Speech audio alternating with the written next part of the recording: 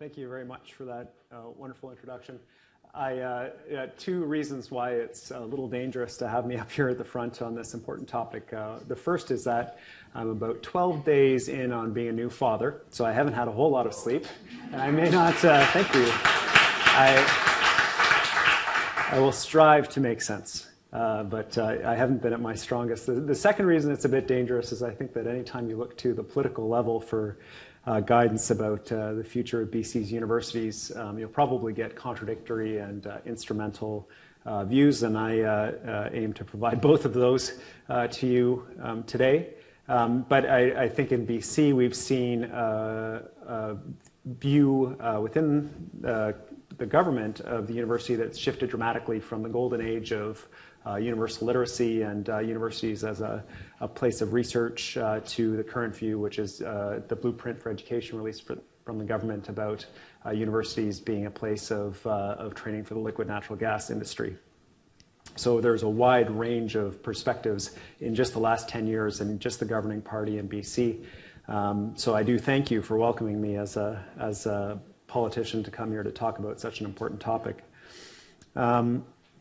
I've shifted the topic ever so slightly. I have to admit I'm not encumbered by the original text that this talk was titled after.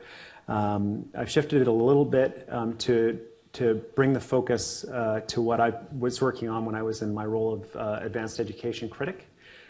It's a challenging role to be a critic on the opposition side in relation to advanced education, because I think, first of all, you do need to answer the question, what is a university, what is a college, what's the point of it, and where are we trying to go? And so I took the very basic view of a university and of colleges, which is that their role, from my perspective, was to provide opportunities for British Columbians to be educated, to access research, to access international ideas, to be exposed to different opportunities, whether directly or indirectly. And that should be the goal of the advanced education program in BC at its core. Now, obviously, that is a very, some would argue, probably impoverished idea of what a university or a college should be in BC. But I felt that if universities and colleges were able to do this core function of making sure that British Columbians had opportunities, then we could begin talking about other important areas and responsibilities for universities. When I first became the advanced education critic, I've currently shifted into areas of other responsibility within the opposition.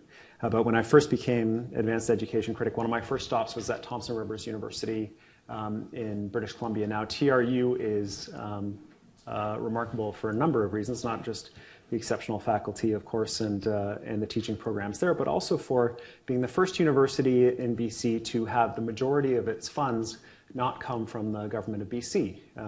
Because they have such an extensive international student program at TRU, along with a couple other market-driven programs, their revenue from those market-driven programs now exceeds the revenue that comes from the grants from the province of BC. This picture is not my best picture. I don't put it up to flatter myself. A bit slouchy, a bit grimacy. But the picture is an important moment. I was at the barbecue, the orientation barbecue for TRU, and I was going down the line of students, and that camera crew was there, and they said, you know, you're here doing the tour, what are you doing here? And I was like, well, I want to hear from the students, blah, blah, blah, about BC education policy. And they said, can we get a shot of you talking with some of the students? And I said, sure. So we floated down the line, and I was trying to find students from BC so I could ask them about tuition policy in relation to in particular, because that was a particular focus of my visit. And I had to go down a number of students in the line. I think there were about 10 or 15 students before I actually found a group of students from BC. When I was asking these three students who were from BC about how they paid for their school, how they managed, they explained to me that they were working full-time while studying part-time, that they had taken years off to save up and pay for education, and so on. And that, I'll explain why, but this small anecdote about trying to find students from BC and then talking to students and having only one out of the three BC students I talked to actually had the experience of going directly from high school to university is not a unique thing and is a trend. And goes back to my theme here about whether or not BC universities are meeting the basic idea of educating and providing opportunities to British Columbians. So the problem that I identified, it's not a unique one, and it's not unique to me to identify it, of course, is that we're paying a significant amount of public funding for an education system that's increasingly unavailable to British Columbian residents. It's a very significant amount of money, $5 million a day. It's arguably insufficient in some ways, and it's arguably a huge amount of money from other perspectives. But the bottom line is that's how much we're paying for our post-secondary system in BC, and the question is, how are BC residents able to access that system? And I apologize to those of you from outside British Columbia, which is probably the majority of you in the room. I hope you find this of academic interest, if nothing else. So the math in this is pretty straightforward if you're on student loans in British Columbia. The maximum student loan available in BC for studying 2 terms of the year, which is what most students do, is a $10,880 loan. And the tuition for the same period at UBC, which is my example school here, runs from $4,000 for that period, which is the lowest tuition at UBC, to $16,000, which is for some of the professional programs, including law. The full-time student fees, $650. Residents, $4,100. Obviously, if you're living off campus, that cost may increase if you're not able to get a residence space. The meal plan, this is the light eater meal plan, $3,600. I wouldn't have signed up for that one. So $4,400 for the regular eater meal plan. Gives you a total of, on the low end, light eater and everything, $12,447 to professional programs and other higher tuition programs, cost recovery programs, $25,666.37, which means that when you count down your $10,800 loan, you need to either come up with $1,500 or $14,000 in addition to your BC student loan. I think when I look at the $1,500 amount, I think that's probably what most people picture when they think about student loans, is that it wouldn't cover, of course, the full cost of all of your expenses. You need to work, go out and get a summer job, save up a little bit of money, and then you'll have some money to go out and buy clothes or go to the bar or whatever you want to do in addition to the student loan. I think when you get up to $14,000 a year that you need to have in addition to a student loan, and keep in mind that to qualify for a student loan, full student loan, you need to be a lower income. You need to be middle or lower income in the first place. So you need to come up with an additional $14,000 just to attend the school. This isn't particularly on point to universities, but it is on point to advanced education generally, and the issue of access that I'm addressing, just to point out that it's not exclusive to universities. The haul truck operator program, a signature program of the government to drive these big, huge trucks in the mines. I was told by mine operators outside of Cranbrook and by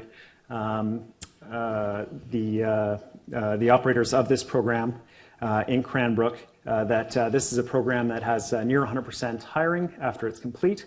So if you're working at a 7-Eleven and you're earning minimum wage, you have the opportunity to become a haul truck operator, and then the opening wage for that is somewhere around $40,000 to $45,000 a year, which means you can easily pay the $7,500 tuition cost in order to go to that. The issue is that this program is not eligible for student loans at all. In fact, student loans don't cover distance education, short-term upgrades, part-time studies. So when you're thinking about women, when you're thinking about people with disabilities, when you're thinking about others who may have children and responsibilities, when you're thinking about single parents, looking at any kind of accommodation in the form of distance ed, short-term upgrade, or so on, means you can't even access student loans at all. And so just to bring it back, one of the ideas of the university is the university is only made up. The university is the people who make it up. And so if you can't access a university because you can't come up with $15,000 in addition to the student loans, or you can't even get a student loan in the first place, that defines what a university is going forward. And I understand if there are international students in this room that you have very little sympathy for these arguments, because international students are increasingly seen as a way to fund universities, and your tuition entirely unregulated increases every year, well beyond the boundaries of what I'm outlining here. So I appreciate, again, your patience with this. What are the impacts of the fact that this is the current tuition policy in British Columbia? When you do some straightforward math, which is you go to Stats Canada and you get the number of full-time enrollments nationally and provincially, and you divide it by the population, the Stats Canada population, you get a number of full-time students per capita for each province in Canada.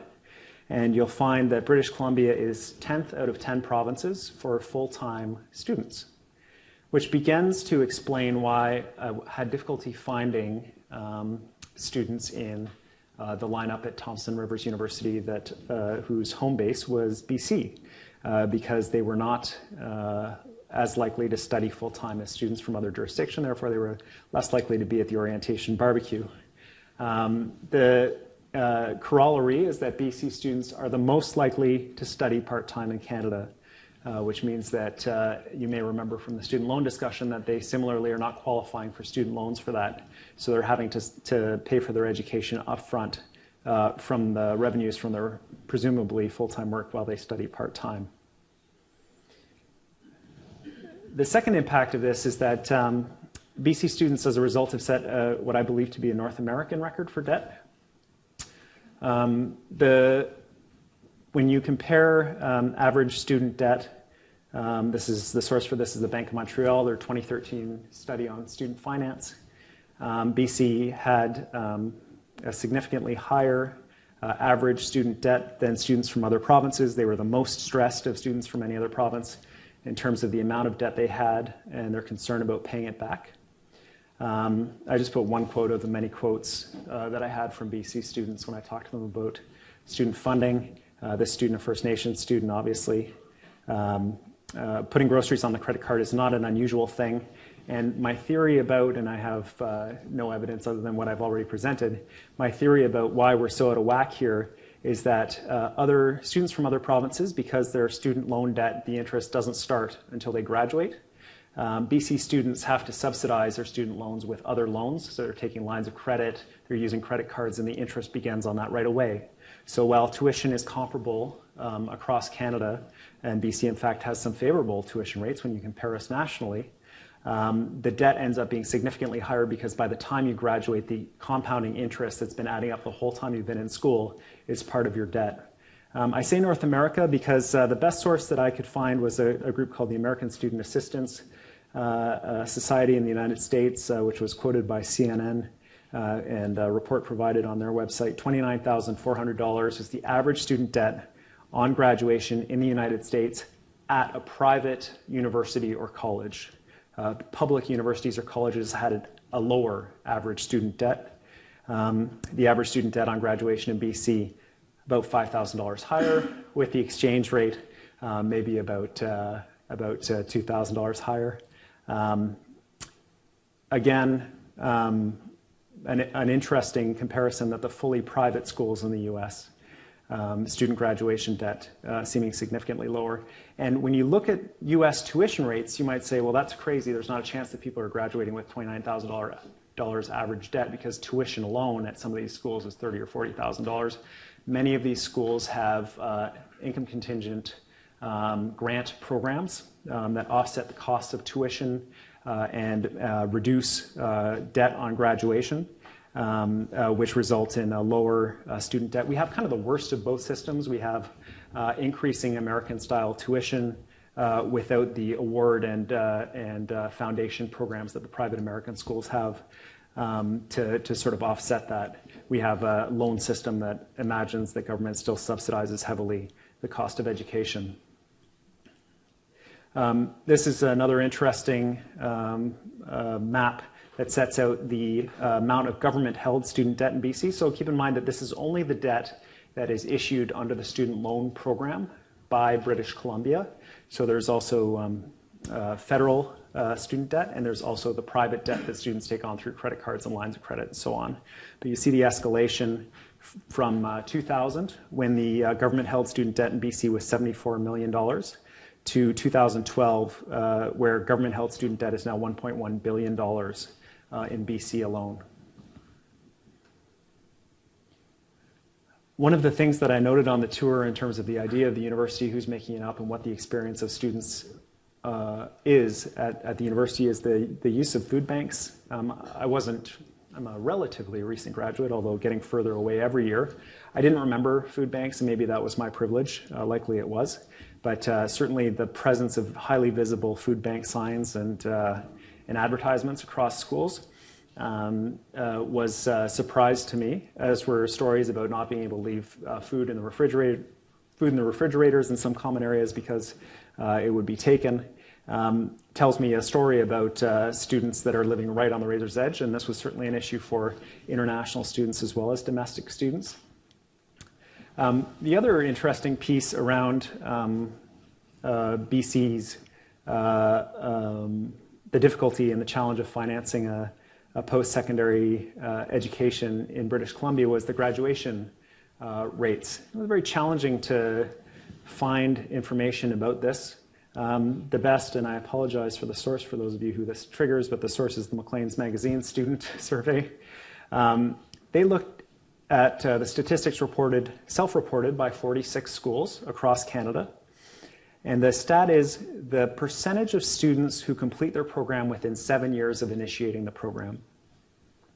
UBC placed in the top 10 for having students graduating within 7 years of finishing their program.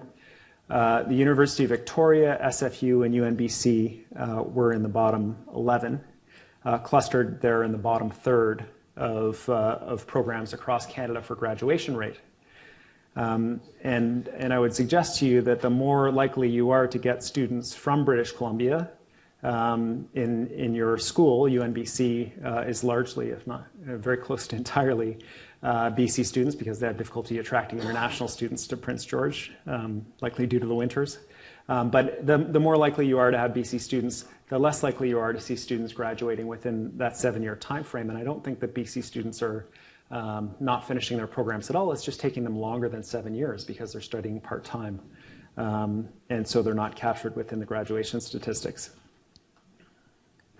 This is the instrumentalist part that and the contradiction that I warned you about in the beginning. One is that I love the idea of university as pure research driven by intellectual curiosity and autonomy. And simultaneously, I also respect the role of universities in training people to be able and capable to take on the jobs of the future, flexible learners and lifelong learners. And so this piece speaks to the interest that I have in making sure that people are able to take the jobs of the future, and that British Columbia residents benefit from the opportunities that universities offer in that regard. In 2006, BC had Canada's second best youth unemployment rate. It's an absolute unemployment rate. This isn't I'm looking for a job. This is I'm either not in work or in school. We were second only to Alberta for having a very high youth employment rate. In 2012, we had the worst young adult youth unemployment rate of all reporting provinces. And here's what that looks like in terms of numbers. 1 in 10 15 to 19-year-olds in BC not working and not in school. 1 in 7 20 to 24-year-olds not working and not in school.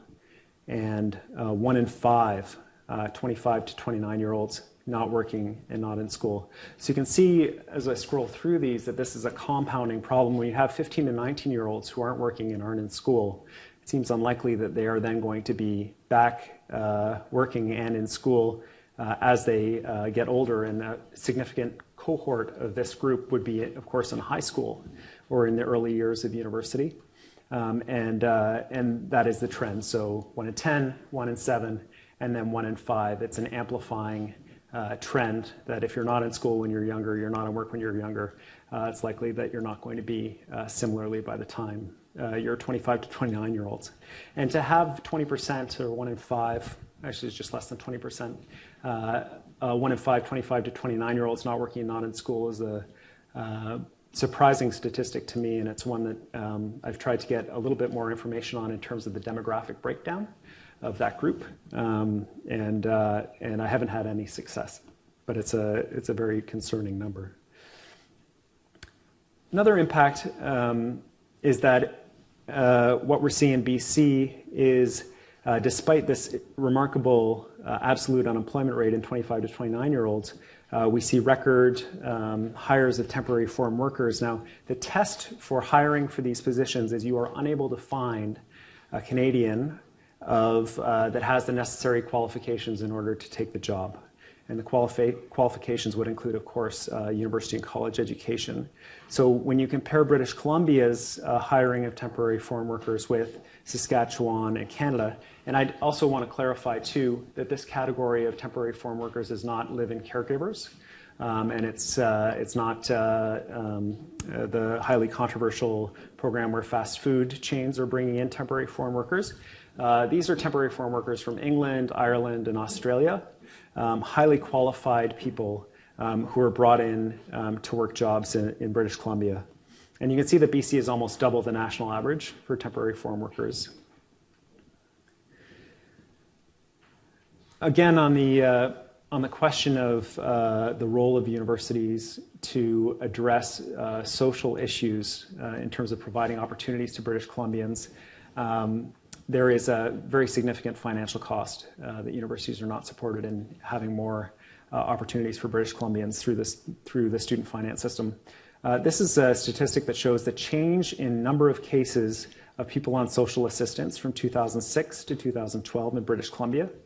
And note that there was an important economic downturn during this period in 2008, in which the numbers grew significantly. There are two cohorts of people that really stand out in the growth of new social assistance cases in BC. One is the group 19 to 24-year-olds, and the other is 55 to 64-year-olds. Usually in an economic downturn, 19 to 24-year-olds will go to school. During the downturn, you can't find a job. I'll go to school, do some training, and then try my odds at the job market again. Here, what you're seeing is not a significant increase, as I laid out in the other numbers, of British Columbians going to school. In fact, they're going on social assistance, and if you are on social assistance, it's incredibly difficult to make up even that $1,500 difference between the cost of education and the amount of social student loan that you're able to get. And then 55 to 64-year-olds, this is a group that when they lose their jobs, their lifetime working in a particular industry, need to go to school in order to retrain, in order to requalify for employment somewhere else. They're also likely, because they're higher earners, to be among the first to go in layoffs in order to cut costs. And here, again, instead of going to training and re-education through either university or college, you can see that there's a very significant increase of people going on to social assistance.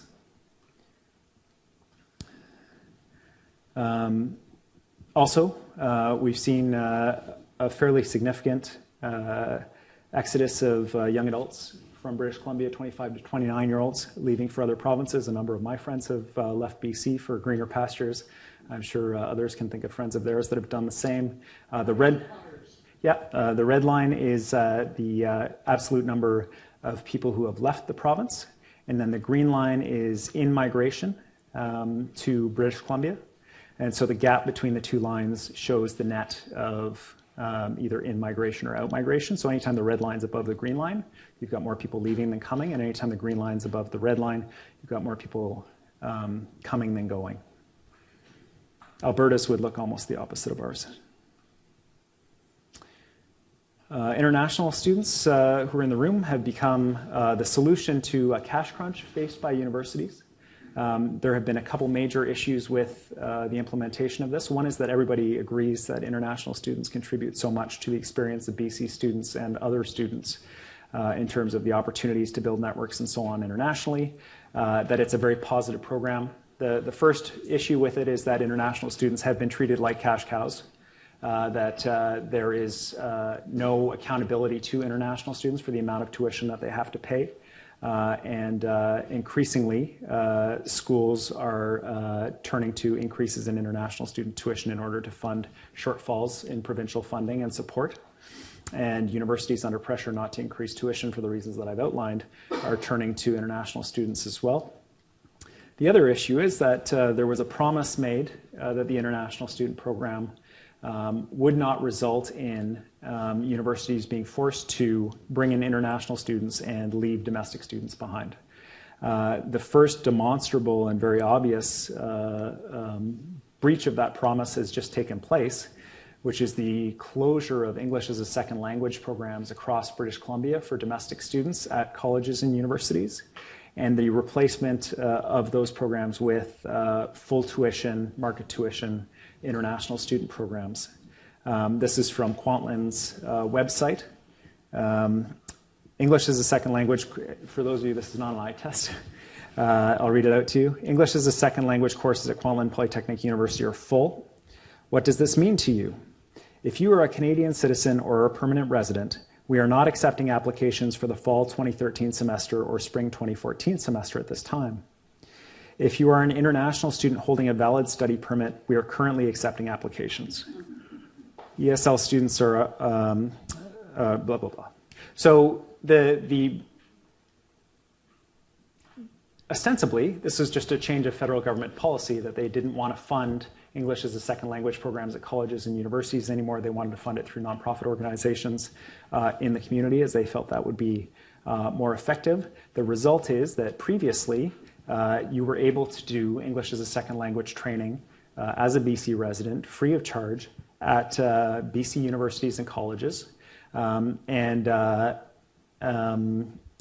learn from and do higher level English, in particular in relation to professions. So if you're an engineer, you may have that level of English required to communicate, basic, shop at the grocery store, do that kind of thing, but you may need that extra level of academic English in order to succeed as an engineer and to use your qualifications. While these programs have been closed and are no longer available to you if you're a permanent resident or a Canadian citizen. And this is thousands of spaces across the province and very significant at schools like Kwantlen, Vancouver Community College, and Camosun. So I recognize and again apologize for the political instrumentalist view of universities as a place that train people for employment, but I'm going to do it again. BC graduates are about 3 times more likely to be employed than non-graduates. And when you compare the survey of, it's the BC Baccalaureate Study, which is a survey of graduates from colleges and universities in BC, and you ask people, what are they doing now? The unemployment rate among BC graduates, absolute unemployment, is 5 to 7%. And it's 5 to 7% because 2% say they're doing other. Are you working? Are you in school? What are you doing? 2% are doing other. I don't know what that means, so I've included it to be safe. It's probably as low as 5%. Probably the 2% are doing internships or something of that nature. But when you look at the 15 to 29-year-old cohort, 13.5%, which would include graduates as well, but also includes non-graduates, you see the significant difference that having that educational opportunity makes in terms of employment. So by way of conclusion, I guess what I want to reinforce is the idea that the university is its people. And if you have a school or schools, a school system that is not available to people who are unable to come up with somewhere in the neighborhood of between $1,500 or $15,000 additional to their student loans, or they can't get student loans at all, you are limiting both the idea of the university as an equalizer, and I think one of the great benefits of universities is that they are ostensibly open and available to everybody equally. So you limit and impoverish the university experience for other students that way.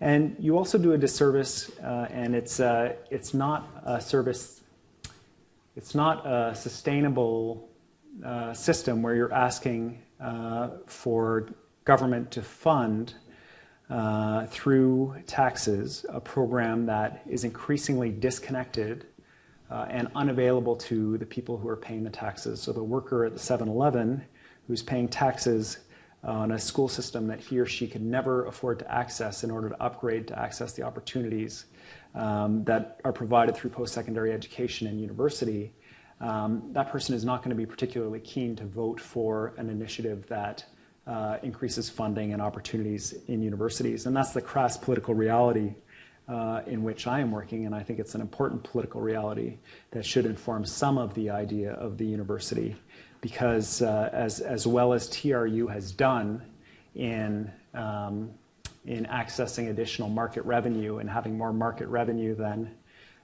government funding, they are still dependent on about 45% of their budget coming from the provincial government, and that needs to be the case in order to ensure that universities are responsive to the public interest and not just the corporate interest, and that they retain their independence. I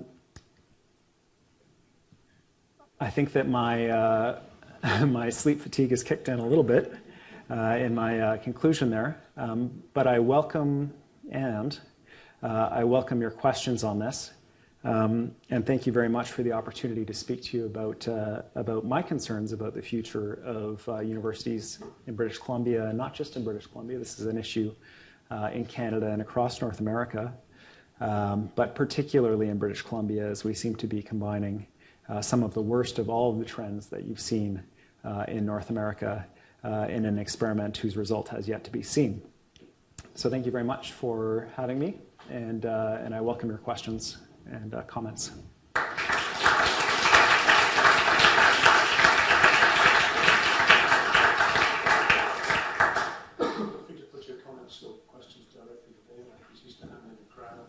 Sure, thanks.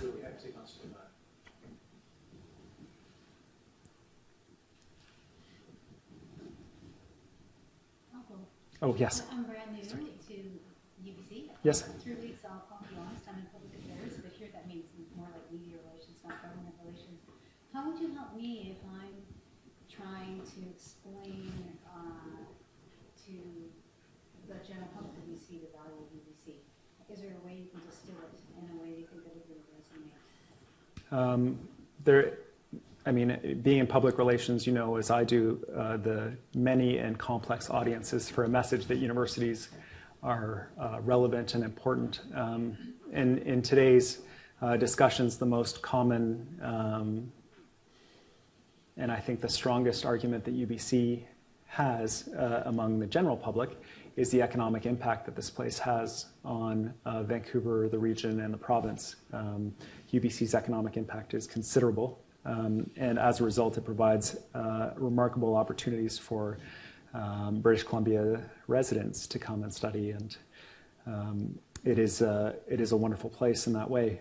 I do think that the universities have been too timid in coming out and doing two things. One is communicating that economic benefit, and the other is asserting the importance of the well-rounded opportunities that liberal arts education in particular, but arts education and the critical thinking that can come from studies of things like unpopular subjects in our legislature, like medieval studies, or English, which I am a graduate of, or political science, or why are you studying the arts?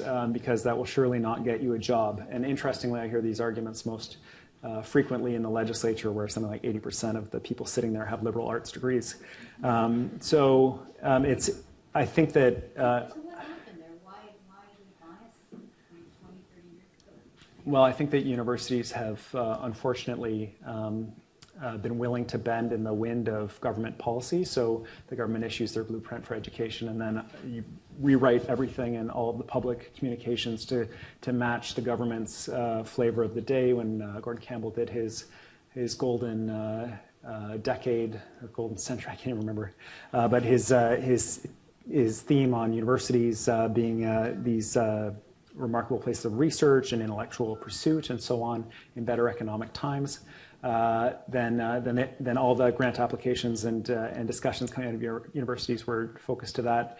I had a great deal of difficulty getting a validation from university administrators who had the statistics, the numbers, the resources to demonstrate that university education is increasingly inaccessible to BC residents. That the most dramatic pushback that I saw, and it wasn't even official that I know of, was Simon Fraser University in relation to their deferred maintenance, where they actually toured where the Graduate Student Union toured media through leaking basements where there was literally algae on the walls because there were such terrible leaks. I was a bit frustrated, I have to admit, in trying to communicate a message that universities required additional funding to do their basic function when I didn't have the support or backing of administrations that were reluctant to rock the boat a bit.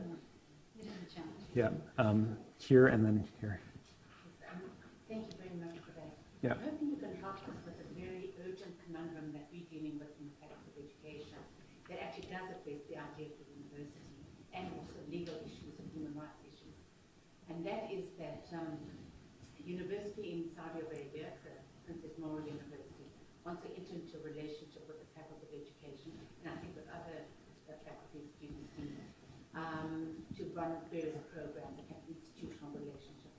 Now, the concern that has been raised is that should an institution enter into a relationship with another institution where, for example, we can't hire people, equal opportunity hiring, because men, for example, can be able to teach there at the institution, gay, lesbian issues, people might be at risk going to Saudi Arabia, given their, would be at risk given the laws.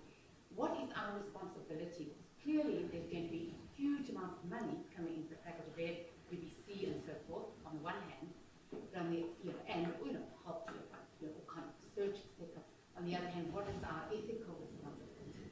We're really struggling with this. I'm desperately hoping you can help us. Well, great news. I have the answer. No, I don't. I think it's a great question. The issue that you illustrate is compounded, I think, in the corporate sponsorship dollars that are available from various companies, and I think particularly in British Columbia in terms of resource extraction. When you look at the industry capture of some schools in Pennsylvania in relation to fracking and research around fracking, and in that much of it is funded by industry, and there's some great challenges around that. It's the same kind of thing. If the Saudi Arabia partnership is being driven by financial concerns, cash-strapped universities that are unable to or reluctant to raise tuitions will be looking at all opportunities, including funding that comes from corporations with problematic aims for that funding, or from maybe, I don't know enough about the situation, schools where there are issues related to their hiring policies or admission policies and so on. We're actually facing an issue in BC of a school that purports to or would like to run a law school while not admitting men and women who are gay and in a relationship and not married. To a member of the opposite sex. And so I think we don't have to look to Saudi Arabia to face these kinds of particular challenges, and which is disappointing, but here we are. I do think that there is a critical role for the university to engage, and I think that providing students in Saudi Arabia the opportunity to study at a BC school in an atmosphere in which there is a considerably different perspective on LGBTQ community, on women, would be a huge benefit to all of us, and in particular to them. And I do think that there would be a benefit in BC students to be able to attend, but I don't know that I could ever support a program where students were limited in their ability to attend based on an unalterable personal characteristic, or for faculty not being able to participate in the exchange based on who they were, the religion they practiced, their sexual orientation, their race, their gender. I think that would be a basic requirement, that there would be free exchange regardless of a person's personal unalterable characteristics. And I think that legally there may be an obligation on UBC to adhere to provincial and federal human rights legislation in that regard, that offering a program only open to men or only open to straight people would violate provincial law and federal law. But again, I'm not giving legal advice from the lectern here. It's just an issue that would need to be explored. One solution to the problem of access and creating a money stream are these massive open online courses or MOOCs.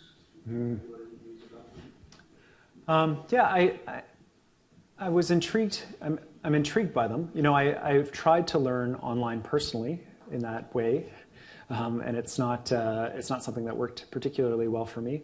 But I think it might work for some people. I certainly wouldn't want to poo-poo it.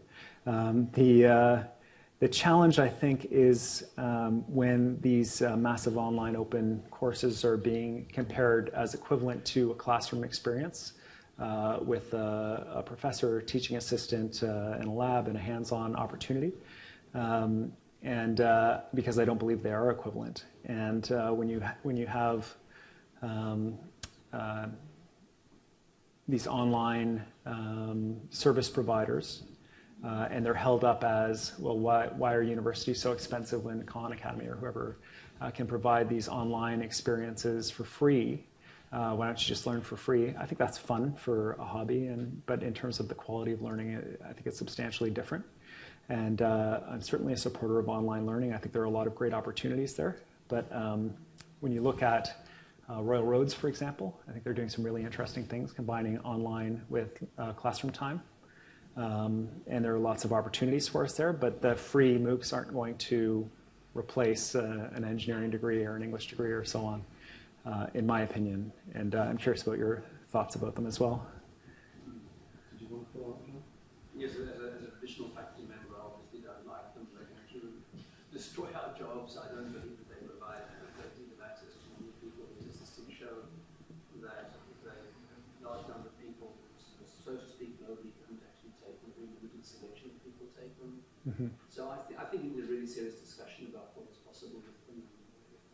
And I'm not sure precisely which way to go, but my instinct is just basically, since I'm a traditional faculty member, I'm not too enthusiastic about it. They have undercut there's a huge fight at my institution because there's an MSc in computer science which you can do on campus for $40,000 and by MOOC for $10,000. And so that's really undercutting the people. Interesting. Already on campus. Yeah. But of course it's a major money stream for the institution. And there's a great pressure to continue with that. Yeah, I think one of the interesting pieces going to Douglas College and some of the smaller colleges in BC was that there were a large number of students who had started at larger schools or doing online or something like that, not succeeded, and then they went to these schools to have a smaller class size. I do wish that universities were supported to the degree that they were able to financially offer smaller class sizes and these opportunities, especially in the early first and second year programs. I remember even when I was in my undergrad that I was in lecture theaters of hundreds and hundreds of students, which was a very different experience than being in a smaller room. And the trends are not positive in that regard. And certainly when you look at hiring practices around full-time permanent professor, tenured professor versus sessional short-term contracts and so on. It's another issue there as well. Yeah. Apologise for the heavy truck noise. The good news, that's one of UBC's most important additional revenue streams. It's film production going on next door. And Bill next, and then other hands. Over now. I came to UBC in 1971 as a very talented youth and began to teach then, and have taught 34 years or so. And I've seen an enormous change at UBC in that time. And one of the main ones is a change in our relation to the government of British Columbia. When I came, Maxi Wacker, Mr. Bennett, Senior Bennett, was the premier of Collins. And he was quite happy to have a UBC with some professional faculties, a heavy emphasis on liberal education, and a very strong commitment to BC students first. Now, in 2014, we have the regional government that seems to be quite happy with the proposition of the past president of UBC, Stephen Toope, who would like to have 20% of UBC students from foreign shores, mostly Asian shores, by 2020. The nice thing about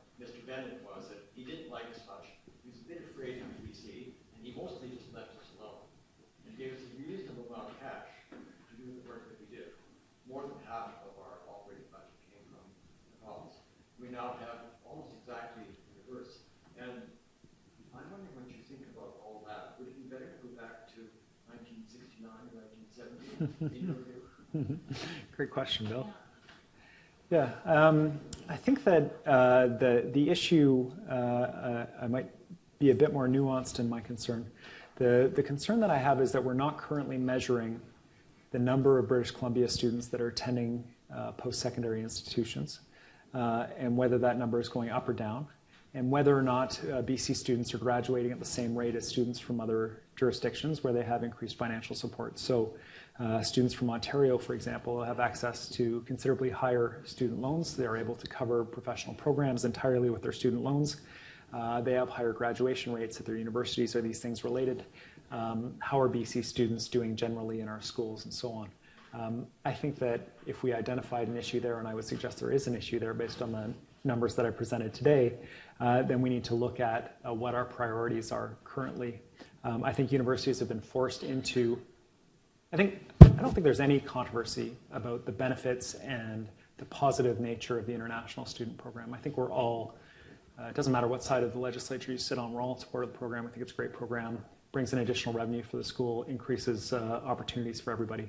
I think the issue has been that schools are so strapped for cash that they don't have the luxury of saying, okay, how many additional international students can we take without unduly impacting the experience of everybody at the school in terms of making sure there's enough residence beds, for example. I know when you have a school like UBCO, where they're already jammed in terms of the library space and the common spaces and cafeteria spaces, and they've increased their student population significantly because it's driven by concerns about making sure that they make ends meet, then maybe the best decisions are being driven by financial rather than the outcomes.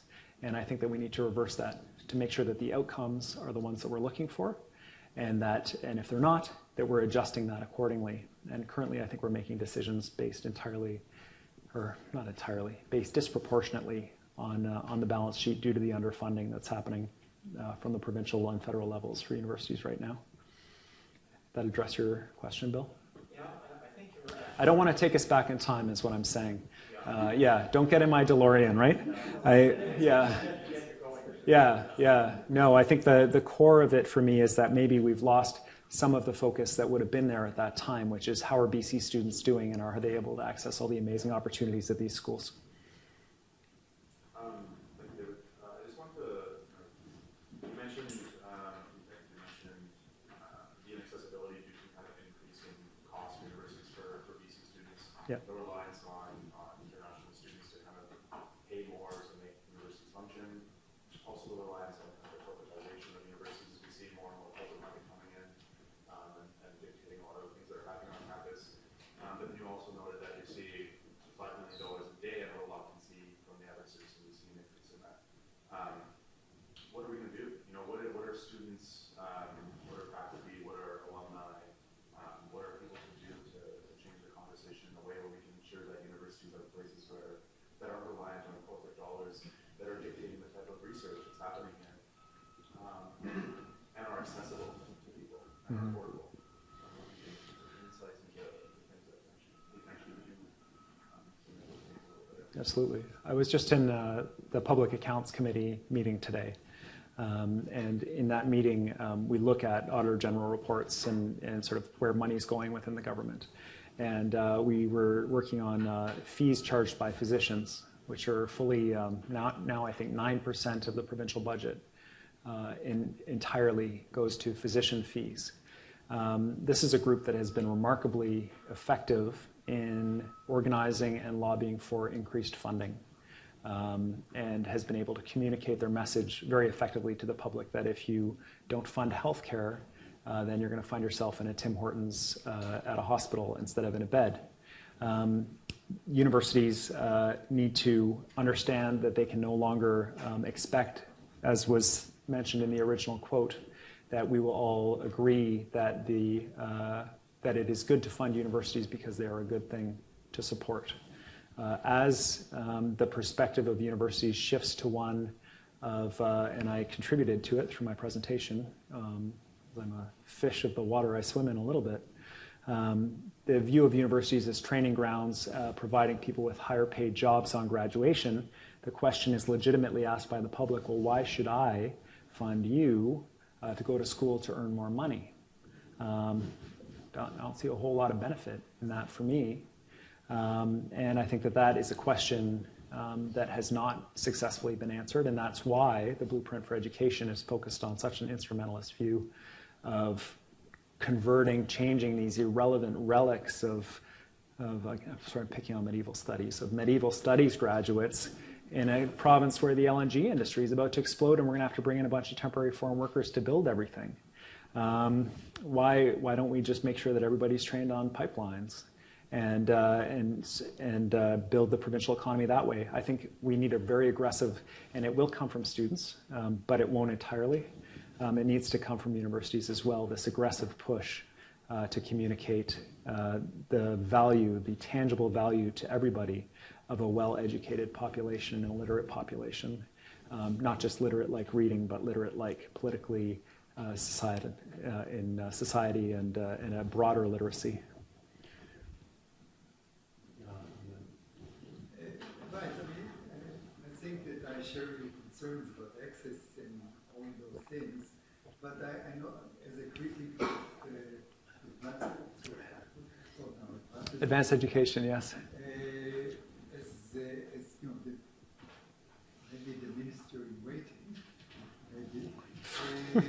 In 3 years. So the university basically is a place for teaching, which, you know, and learning of a certain time.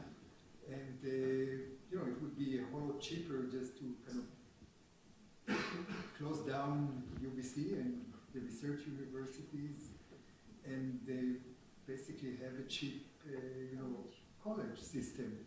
So what you're missing somewhere is the role of research, the role of production of knowledge, and I'm not talking about research in terms of all applied research, but theoretical research, even research on what's that, medieval. Don't look at me. Medieval studies. By the way, I have a solution for Mark's problem. We can have a medieval major with a minor in LMG or whatever. Yeah. This way they will have something to do with the graduate. But no, seriously, I think while maybe that's the problem with communication that comes from the university, there is a whole lot of benefit, not just economic impact, which is also have to do with research that comes, but with the knowledge generation, the generating civilization. And I noticed that you kind of focused, and maybe that's the urgent problem of access, but we need to develop some vision of the university as more than just teaching. It's a place of learning, but learning in a more kind of broader way and generation of knowledge rather than just getting the degree and the job. Yeah, I agree with you entirely. I think the challenge is the narrative that I set out here, which is that universities and my presentation contributes to it, as I said, and universities' arguments contribute to it, that the view of a university as a place to increase the amount of money you earn on graduation is not one that recommends it to public funding. It's one that recommends it to the discipline of borrowing some money and then paying it back with your higher wages when you graduate, because why would I subsidize that? I agree with you that I missed the research piece here and the contributions that research makes, and your suggestion, why don't you just close down the universities? Well, the government's not closing the research universities, but what you do see is a flatlining of funding with increasing demands for student seats to be delivered, which means that functionally they are closing slowly but surely the funding available to research universities, which leads to the scenario that we were talking about. It's happening now. It's not a function of this presentation. It is a function of the fact that they're getting away with it with very little pushback. Can I just add one line? And that's, you talked about foreign students, etc., forgetting that one reason, by the way, universities don't need money open to foreign students. I'm not just talking graduate students who bring a lot of but it's the idea that diversity actually creates knowledge, and it is beneficial for students here, but not maybe not in proportion of the university you visit. Oh yeah. If I failed to communicate that, I apologize. I think I was trying strongly to communicate the idea that the international student program was a huge benefit, but we should stop treating them like the cash cows that will pay for everything that is the shortfall at the schools. One more question there, and then if there's a couple more, especially if they're from students, let's have them now. David can't stay around and chew the fat with us afterwards. He's got a family to get back to. So think quickly. We don't have all evening. You're next. Thanks, David. I'm interested in how you close and important that universities retain government funding as opposed to private so that they can maintain being independent. I'm really interested in how you understand the government is dependent on the same companies that are funding universities that also lobbying government and providing funding to different organisations that are running the government. There's also a push for STEM focus. There's also a push for focus in gas. So I don't understand how the government can be seen as independent when there's also a push for what they expect universities to be doing. It's not like, here's $5 million a day, and you guys do what you think works. I think there's still a tie. So there's something I want to understand why you see the government as more. Yeah, well, it's interesting actually that there was a fairly significant shift in how governments fund universities. It was the case that individual seats were funded by the government, and there were many ties. We're going to fund one engineering seat, and that seat is worth X amount of money to your school, and we're going to fund 100 of those seats. And so here's your block funding for 100 engineering seats, and you better deliver 100 engineering seats.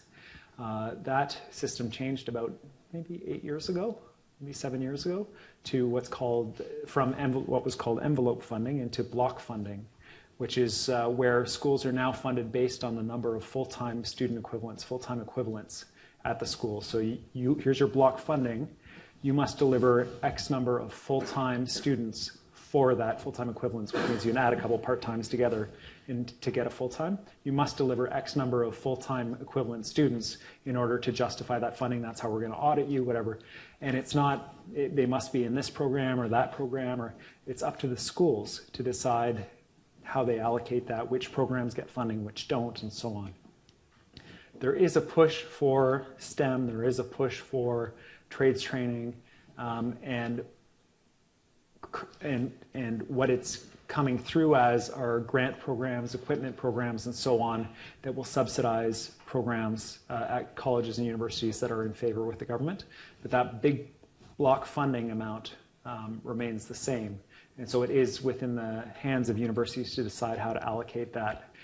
There are some exceptions. Medical students are one of the exceptions where they're still by seat. You must deliver X number of medical students UBC.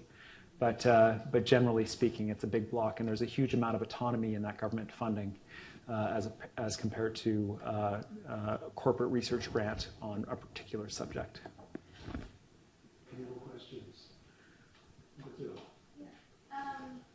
I'm hearing you. Thank you so much for your presentation. Thanks. I'm hearing you say two things.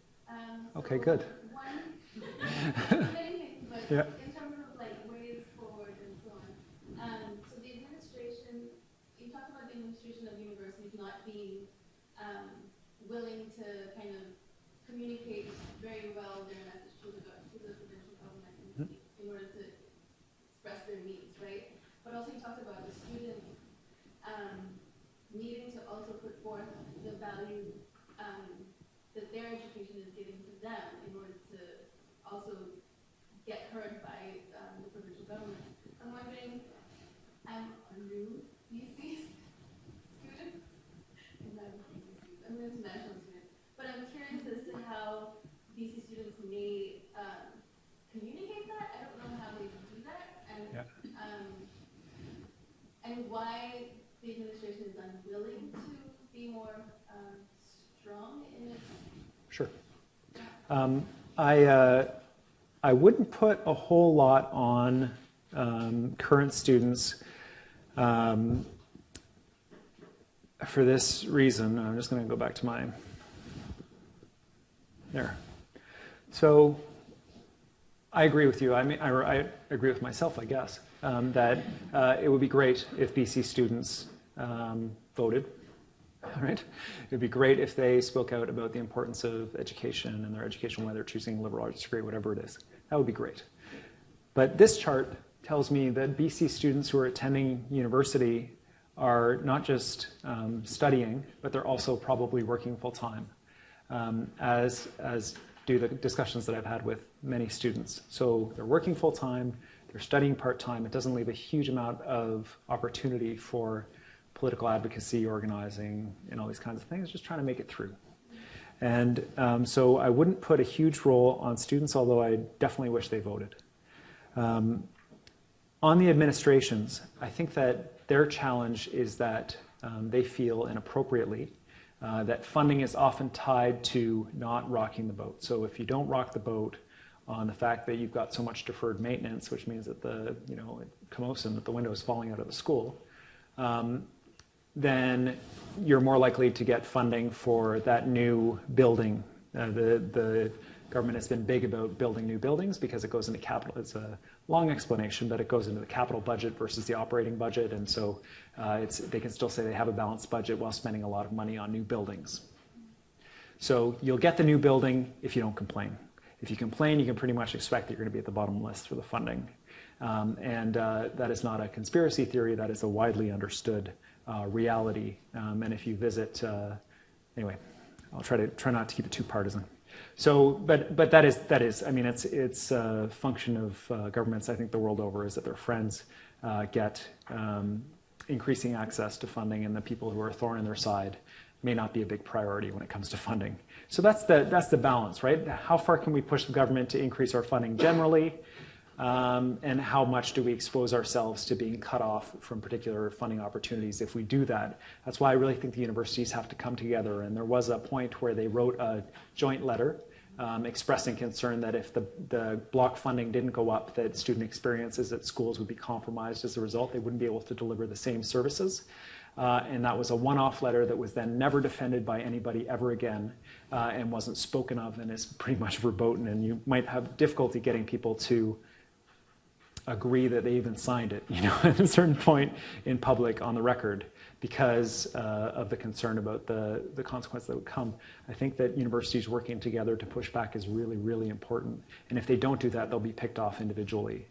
And there's a challenge with the boards and the makeup of the boards and political appointees to boards of universities restricting the selection of the president, and also restricting what presidents, calling presidents on the carpet if they're too aggressive. Which is another issue. I don't think that's been an issue at UBC, fortunately, but it certainly is an issue of political appointments to the boards of universities, which are the governing bodies responsible for setting the tone in terms of communications with government, and whether or not they join a big coalition to push for increased funding or not. One last question, thank you. I'm interested in, you mentioned a couple of times the contradictions in the things you're saying, and I think we should not shy away from contradictions, but actually kind of stick with them and figure out what's happening there. Mm-hmm. And kind of going back to this question about public interest versus corporate interest, I'm wondering how this notion that one of the things universities need to do in order to address some of these funding shortfalls is to argue that they have such a strong economic impact. But if the economic impact that we have is, for example, training liquid natural gas people to work in that industry, you're presuming that it's in public interest to train the people and support that industry, when in fact some of the public may think that it's incredibly destructive and perhaps violating First Nations sovereignty, et cetera, et cetera. So I don't know, I think we need to stick with that contradiction more and think about what that means for the kind of things the ways we're going about advocating for more funding. Because if we do make our argument on the basis of economic interest, then they are going to call us to account for those things and saying, are you producing these number of graduates that are getting money, that are working in these industries that are growing? Well, maybe that's not what we have to do. Yeah, no, I join you in your struggle, because I believe that a school that graduated students with tens of thousands of dollars in debt and totally unemployable would be concerning to me. and simultaneously a school that is driven by the sole mandate of 100% employment in a particular industry that wasn't, or a university that was driven by that, rather than by the traditional, some of the traditional goals of universities, critical thought, pure research, and so on, would also be a problem. And so I'm sure we could say, there's a spectrum, and somewhere in there is the wonderful part of the spectrum. I do think that the messages from universities to the public need to speak to the public interest, recognizing that there are different members of the public who define the public interest based on who they are, right? And so your messages to a particular community about why they need to fund universities may be entirely different than another. And that I would be reluctant to say, well, don't ever talk about economic interest, because as soon as you talk about that, then you're becoming a trade school, and you're going to lose that pure research element and the love of learning and pursuing academic inquiry regardless of the market returns. I'd be as reluctant to suggest that you stay away from economic arguments as I would be to say, don't stay away from the discussion about the benefits of pure research. Don't stay away from the discussion about the benefits of a liberal arts education and medieval studies and all the other pursuits that people engage in at universities. Because I feel like that's what's happening. And so in order to pursue the economic arguments, to throw everything else away. So I think it's both on the spot from a sleep-deprived perspective. Yeah. Let's hold on to that contradiction. We try to hold on to the others. This, I think, is just the kind of briefing we wanted from, yes, a politician, who is clearly a great deal more than just a politician.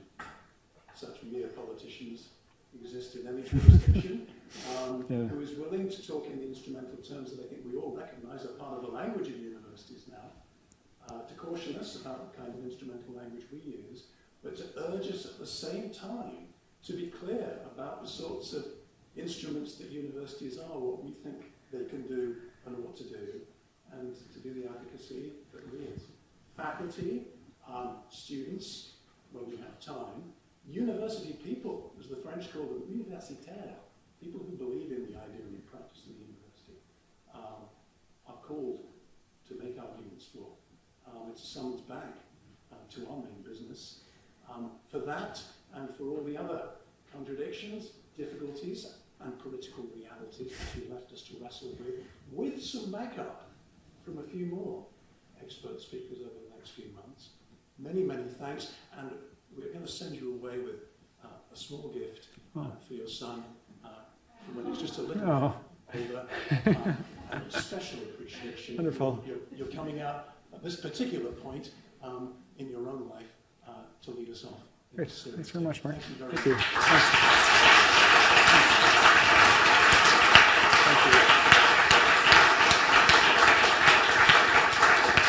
If I could just add one thing, it's my practice to offer, certainly especially with a crowd of students, if anybody's interested in politics or in discussing the remarkable lifestyle choice that is entering into elected politics, or just generally interested in provincial issues, I am delighted to have coffee with people to discuss these things, so please don't hesitate. I'm very easily tracked down. Send me an email and say that you're at the Green College presentation and I made this offer. I'd be glad to sit down with you and have a more detailed conversation about it. So thanks very much. Thank you.